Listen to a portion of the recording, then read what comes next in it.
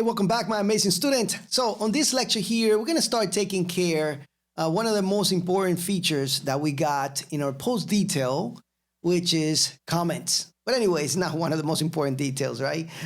On the detail page of the blog post. But it's one of the really cool features here. But anyway, so we already have been taking care of the title, the date, and the body of the post. We are not showing any comments because we don't got any comments in the database, right? And we don't even have a form that submits the comments yet. It's not working. We have the form, but it's not working yet. And even this post detail page, we haven't not taken care of the dynamic data out of it on this. So what I'm going to do is let me take care of break this down and put some ginger stuff in here. So let me take this from the main, take it off, and take this off here. And let's just copy it from index right there on the detail. So let's just copy this and break it down. Let's put the end block right here. Let's not forget that. End block right there. Boom. All right, let's go back in here. Let's refresh, make sure that that works. Perfect, that's working. All right, next thing. Let's go into the form right here because we need to get this form ready so that way we can start submitting, creating some comments. So let's make sure this form actually has the method of post. And on the action, let's go back into an index and we can copy this guy out and put it on the action attribute as a value. And let's make sure that we send it to another route that we're going to create in a minute. Let's call this create comment. And we're going to be passing in the post ID, all right? That's what we're expecting on the comment model or the comment table. So if we look at our data structure here, you can see in the comment table that we are expecting the post ID, all right? Perfect. So this is all set up nicely. It's working. I mean, it's going to work in a minute. We have the name for the author here. We have the name for the body. Great. We have that value. That's going to be carried on to the back end. So in here, we need to construct that route. Okay. So I'm going to copy this one here and paste it. So I'm going to make this a little bit different though. So we're going to we need the post ID. So we need that on the URL's address bar, but we also want to make this a little different. So I'm going to put comment here. And I also want to make sure that this method is post. So methods post, just like that. Okay. Now we're going to need this guy here. We're going to need the post, but we are also, let me just comment this guy out. I want to make sure that this route is actually working. So we'll print something out. Let's print post and on the console, and let's return something so we don't get any errors. So let's say check console for post. All right, and let's see. Let's try this out real quick. Let me minimize this. Let's refresh this a little bit. Actually, did I get an error here?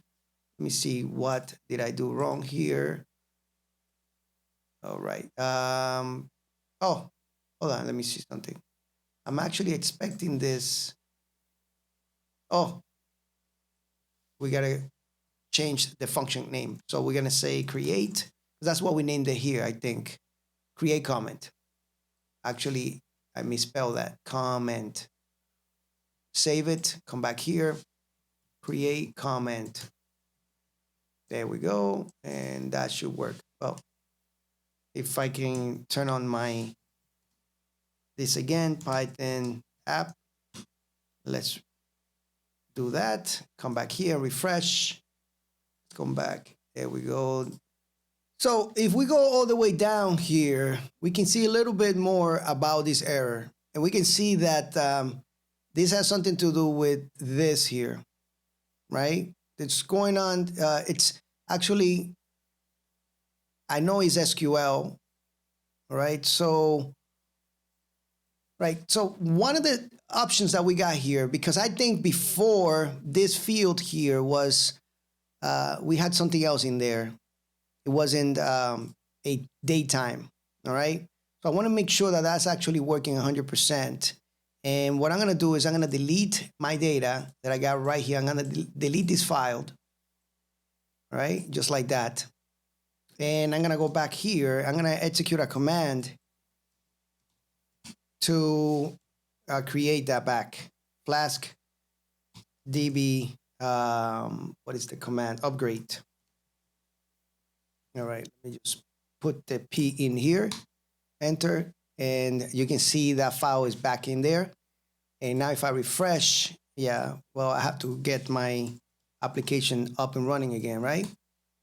There we go, and refresh, we have nothing there. Let's create a new post, and let's just say new post, and let's do some lorem ipsum. So I'm gonna go back in the index here, and right on top here, I'm just gonna put lorem just to get some data. And refresh and come back here and paste this a couple times and publish, right? And yeah, it looks good now, right? And then let's just play around with this. I'm just gonna put Anna, or should I say Peter? Doesn't matter what name, right? Peter. And I'm just gonna write something, and when I click post comment, you can see this says check console for post. All right, so now if I come back here, we can see that object. Just like I mentioned before, now we see something a little bit more useful with the ID number 1, and it has a string there. All right, so sometimes when you get those type of errors, what that means is that some of these fields in the database, especially created at field, the date field, had something else like a different data type, like a text data type or string data type. Right now is the datetime, so we should be good. All right, this field here, this needs to be datetime. Okay, it maybe was something else and we had some type of data in there, but yeah, that's the solution there. Just delete the database and recreate it again, just like we did. And this is why you guys should never skip a lecture, okay? Because you don't know what you're gonna learn.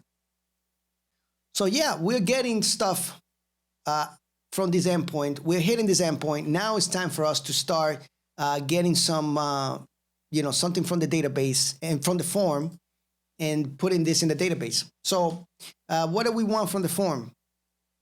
We want, for the comment, we want the author, we need the body, all right?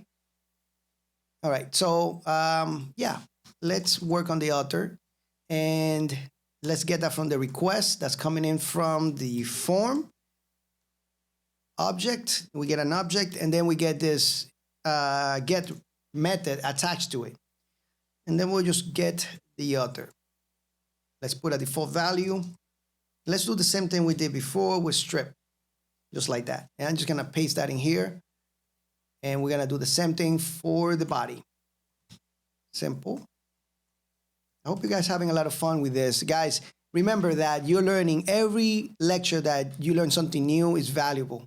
All right, I hope you can appreciate that very much, because it's gonna change your life. I promise you that. The more you learn about this, the more your life is gonna change. We're gonna do a little bit of validation here. So we're gonna say if the author is not there, or the body, then let's just flash something here.